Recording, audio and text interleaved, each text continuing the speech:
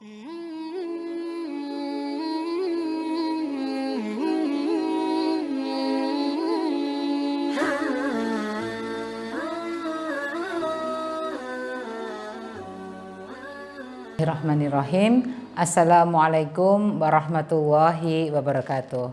Sahabat-sahabatku, kali ini kita akan belajar menerjemahkan doa Nabi Musa. Nah, Nabi Musa ini adalah salah satu nabi yang paling banyak disebut namanya di Quran, mungkin lebih dari 130 kali. Karena perjuangan beliau yang sangat banyak dalam menghadapi umatnya. Nah, di sini doa ini Nabi Musa memohon kebaikan. Pada saat itu Nabi Musa hidup di tengah-tengah kerajaan yang dipimpin oleh Fir'aun yang sangat kejam, dan pada saat itu Nabi Musa membantu salah satu orang yang berkelahi, tapi yang dia bantu justru malah melaporkan ke kerajaan, dan orang yang dipukul oleh Nabi Musa itu sampai meninggal. Karena Nabi Musa itu terkenal sangat kuatnya, sehingga niat dia membantu, tetapi orang malah sampai meninggal. Nah, waktu Nabi Musa ketakutan, dia lari ke arah ke negeri Madian. Nah, disitulah Nabi Musa merasa benar-benar tidak punya apapun, dalam kondisi ketakutan, baik fisik maupun mental, semuanya lelah fisik dan mental. Dan di situ Nabi Musa melihat ada sekelompok penggembala yang mengambilkan air buat ternaknya, dan juga ada dua orang yang agak menjauh dari posisi sumber air tersebut. Kemudian Nabi Musa menanyakan kenapa mereka tidak mendekati ke tempat air memberikan air ke penggembala. Nah, dua orang itu bilang bahwa mereka itu kalah dengan yang laki-laki penggembala itu. Mereka selalu dikasih waktu paling terakhir. Nah, akhirnya Nabi Musa membantu dua gadis itu. Setelah membantu kedua gadis itu, Nabi Musa berlindung di suatu pohon yang teduh. Kemudian dia benar-benar berdoa kepada Allah dengan segenap perasaannya bahwa dia benar-benar orang yang fakir, membutuhkan bantuan oleh Allah dan mohon kebaikan. Nah, disitulah dengan doa Nabi Musa itu, Allah akhirnya memberikan jawabannya.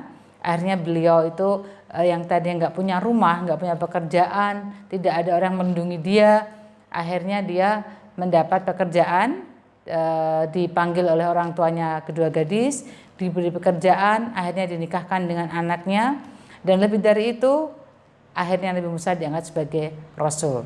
Nah, apakah doa Nabi Musa yang mengharapkan kebaikan ini? Mari kita bahas. Ini ada di surat Al-Qasas ayat 24. Mari kita bahas untuk kita baca dulu surat Al-Qasas ayat 24. A'udzubillahi minasyaitonirrajim. Fasaqalahuma summa tawalla ila dhilli faqala rabbi inni lima anzalta ilayya min khairin fakir. Nah, kita artikan satu persatu.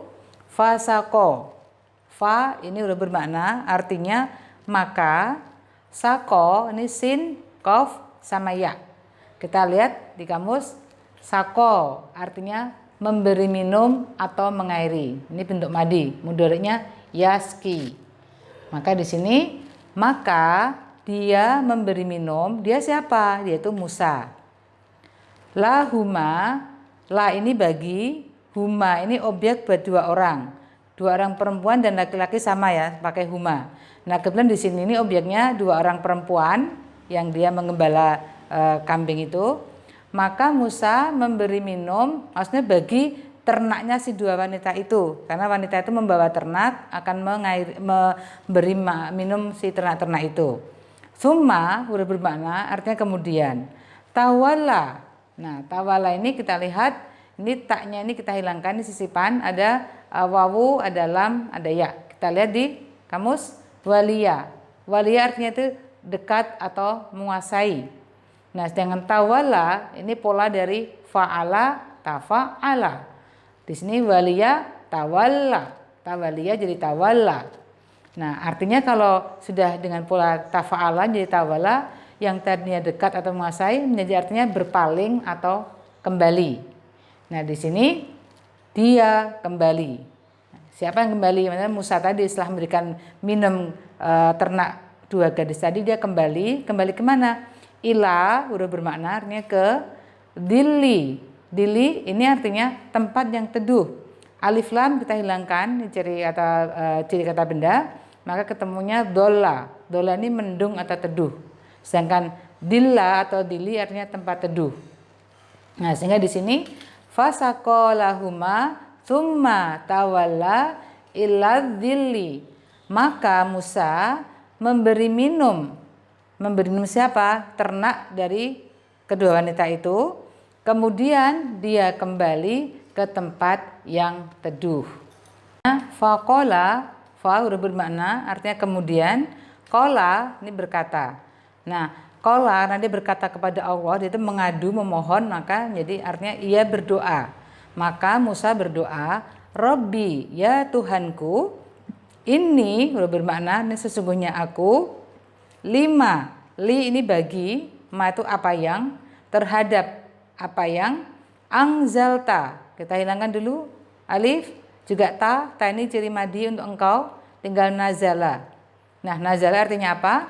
Nazala artinya turun, sedangkan dengan tambahan alif di depannya menjadi menurunkan. Menurunkan itu dia menurunkan, orang ketiga. Kalau orang kedua engkau menurunkan jadi angzalta.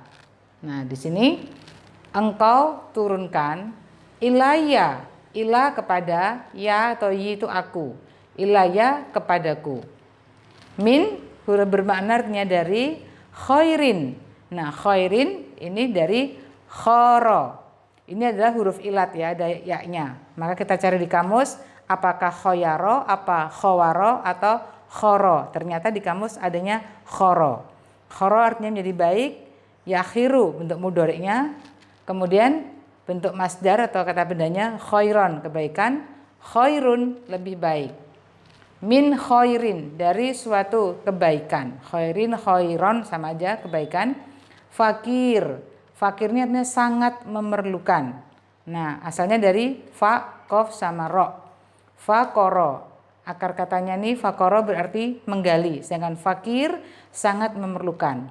Nah, di sini berarti artinya faqala Rabbi, maka ia berdoa, Musa berdoa, ya Tuhanku, ini sesungguhnya aku lima angzalta terhadap apa yang kau turunkan ilaya kepadaku min khairin fakir, dari suatu kebaikan aku ini sangat memerlukan. Jadi di sini Musa benar-benar pasrah kepada Allah bahwa dia tidak punya apa-apa dan tidak punya siapa-siapa di situ, benar-benar hanya mengharap kepada Allah.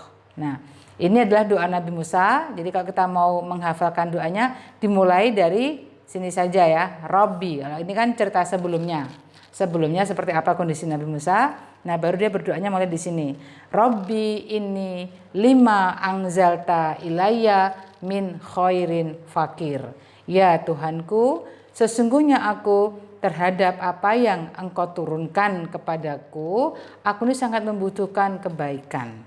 Nah, demikian sahabat-sahabatku, belajar kita menerjemah surat Al-Qasas ayat 24. Semoga bermanfaat.